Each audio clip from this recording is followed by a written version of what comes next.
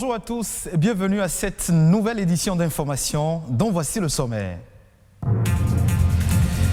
Ils sont chargés d'assister et d'apporter des soins de santé primaires aux personnes âgées, affaiblies par la maladie ou handicapées. Ce sont les auxiliaires de vie sociale au Bénin. Ce métier se professionnalise de plus en plus. Les gauchers sont souvent incompris et marginalisés dans leur vie quotidienne. Ils représentent 12% de la population mondiale. Comment vivent-ils? Nous irons à la découverte d'une gauchère dans cette édition. Comment gérer les ressources humaines d'une entreprise? Les spécialistes en gestion managériale disent que les performances du personnel dépendent des qualités du premier responsable. On en parle dans un instant.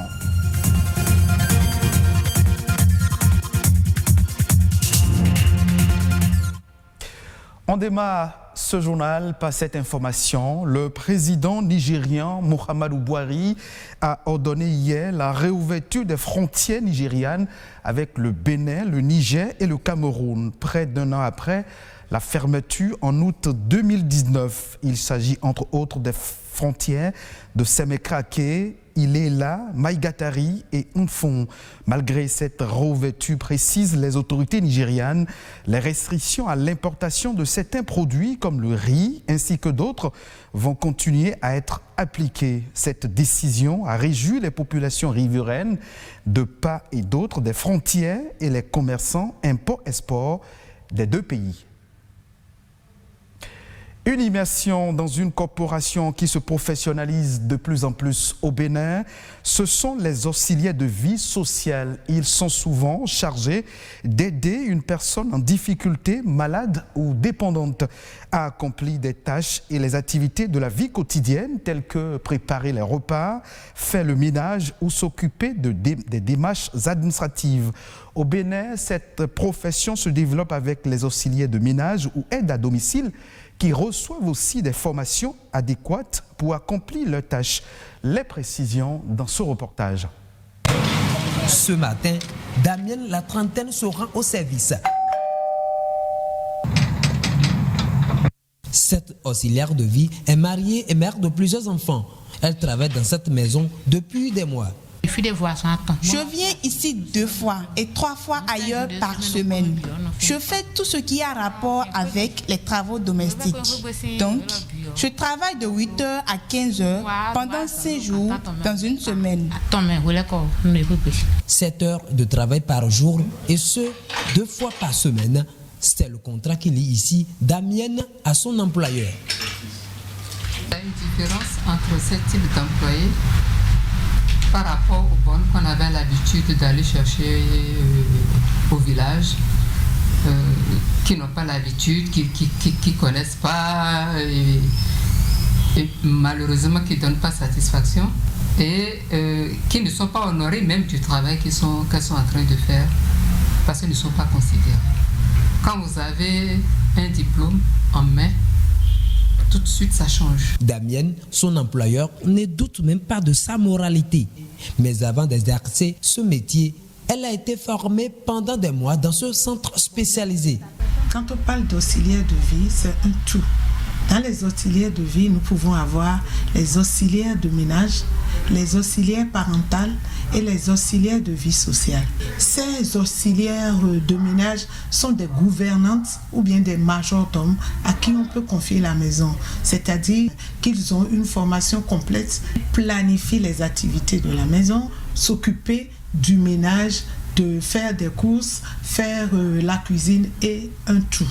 Ces étudiantes vont aussi bientôt obtenir leur diplôme professionnel en auxiliaire de vie, une filière qui répond aux besoins du marché de l'emploi. Cette demande nous parvenait il y a longtemps. Il y a plus de cousins, de cousines disponibles pour passer leur temps à s'occuper de personnes âgées. Et donc, il va falloir que nous ayons des gens qui sont formés pour ça, qui soient engagés et qui fassent le travail. Ils peuvent exercer aussi bien à l'intérieur du pays qu'à l'extérieur.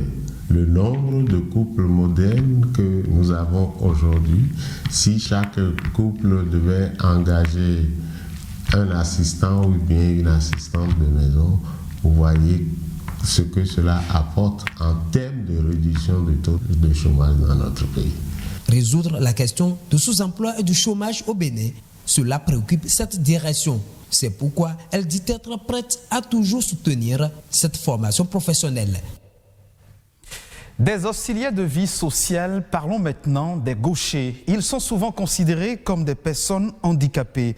Ce cliché qui leur colle à la peau constitue une stigmatisation. Pourtant, ils seraient ce que l'on appelle des génies en raison de la façon dont ils utilisent leur cerveau. Comment vivent les personnes gauchères dans un monde dominé par les droitiers? Pour répondre à cette question, une équipe de notre rédaction a fait une incursion dans le quotidien d'une gauchère, élève en classe de 6e, Louis Koudobor, Émile Azopota. Ce sont des personnes comme tout autre, mais dotées d'une particularité. Elles ont la main gauche comme membre supérieur directeur. Merveille, elle est l'une d'entre elles. Élève en classe de 6e, elle écrit et fait toutes sortes d'autres activités, principalement avec sa main gauche. Avec mes camarades, on écrit au tableau, dans le cahier, et on fait les exercices ensemble. Je suis la seule à écrire avec la main gauche parce que j'écris très bien et je soigne mon écriture. Les gauchers ou les gauchères le vivent difficilement. Soit ils le vivent comme s'ils sont particuliers, s'ils sont bien forts dans la tête, ils arrivent à surmonter, mais il y a d'autres qui ont honte d'utiliser la main gauche. Il y a d'autres qui sont gênés de le présenter en public. Du coup, c'est ambivalent dans leur tête. Dans l'univers des gauchers, l'inconscient collectif les prend pour des personnes anormales. Pour ces psychologues, un tel regard ne devait pas être porté sur ces êtres humains, puisque la gaucherie n'est pas une fatalité. L'histoire nous apprend quand même qu'il y a beaucoup de grands artistes, beaucoup de grands auteurs, beaucoup de grands écrivains qui sont des gauchers et qui ont fait des choses spectaculaires. Beaucoup de grands sportifs, il y a certains sports dans lesquels on n'a que le côté gauche qui est plus développé et on a remarqué qu'ils sont les plus actifs, les plus performants. Donc du coup, il y a de quoi promouvoir les gens qui n'ont que utiliser ce côté de leur corps pour qu'ils se sentent un peu plus intégrés dans la société. Je suis très bien avec ma position de gaucher parce que dans la famille aussi, je suis la seule à écrire avec la main gauche. Avec ma famille et mes petits soeurs et papa et maman, l'ambiance est toujours bien, on s'entend toujours. Ce que j'ai remarqué est qu'elle est intelligente, mais elle a encore l'esprit d'enfant. Vous comprenez un peu, elle est intelligente, elle a encore l'esprit d'enfant. La fois passée, j'ai échangé avec son répétiteur. Le répétiteur disait, j'ai soulevé un certain nombre de problèmes. Le répétiteur me faisait comprendre qu'elle ne fait pas d'erreur. Quand elle écrit, elle prend le soin de ne pas écrire avec faute. Pour corriger ce regard discriminatoire que la société porte sur les gauchers, la communauté internationale a choisi la journée du 13 août pour mettre en valeur leur potentiel humain. Être gaucher n'est donc pas une tare, mais un trait distinctif d'une catégorie d'êtres humains.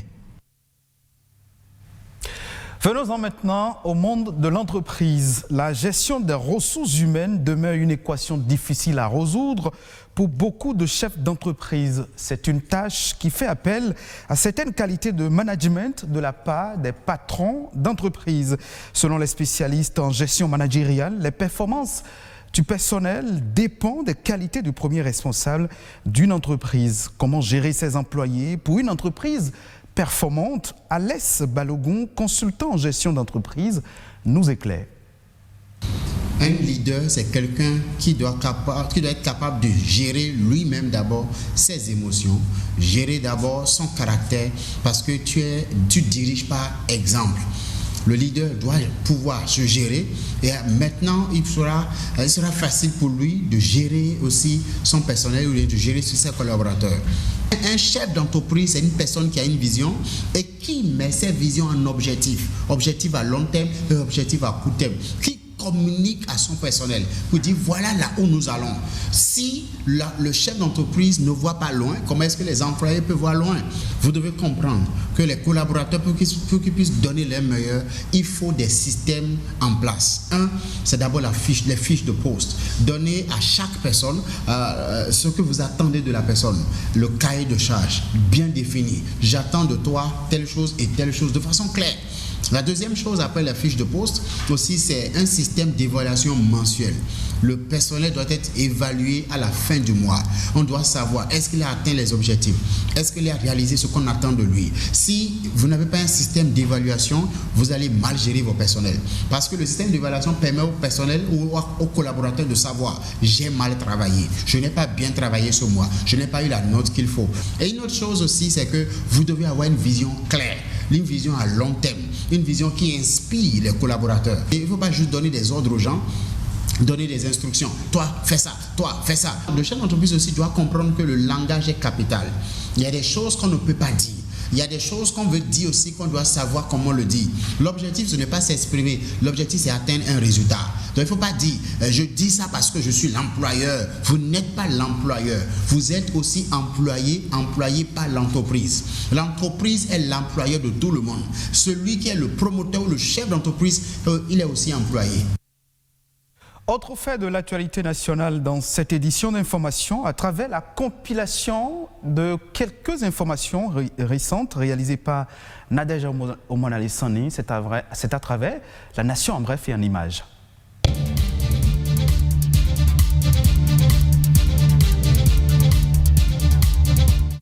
La liste des universités privées agréées par l'État est désormais connue.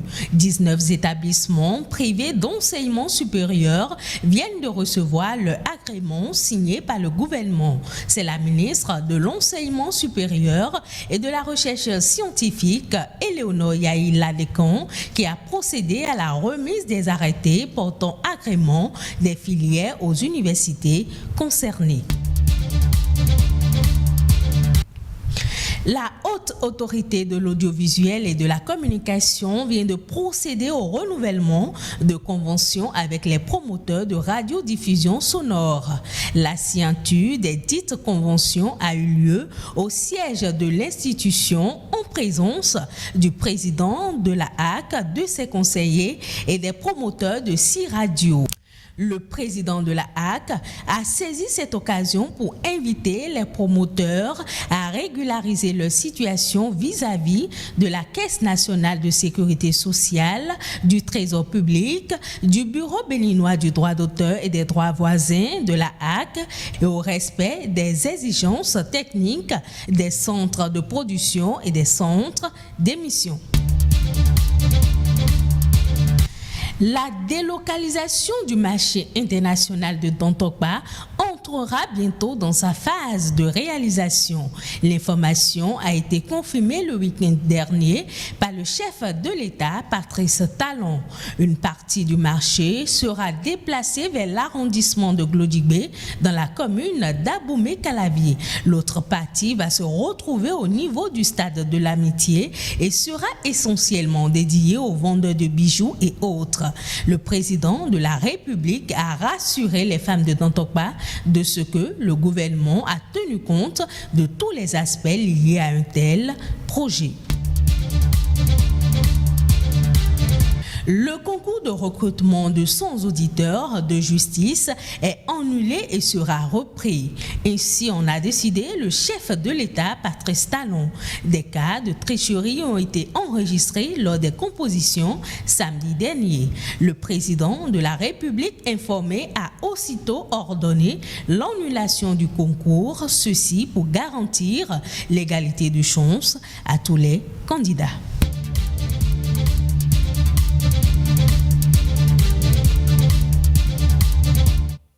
Merci à vous, Nadège Omonalé-Sani. Et ce sera tout pour cette session d'information. Merci de votre fidélité. Retrouvez cette édition en replay sur le site de l'ORTB, www.ortb.bj.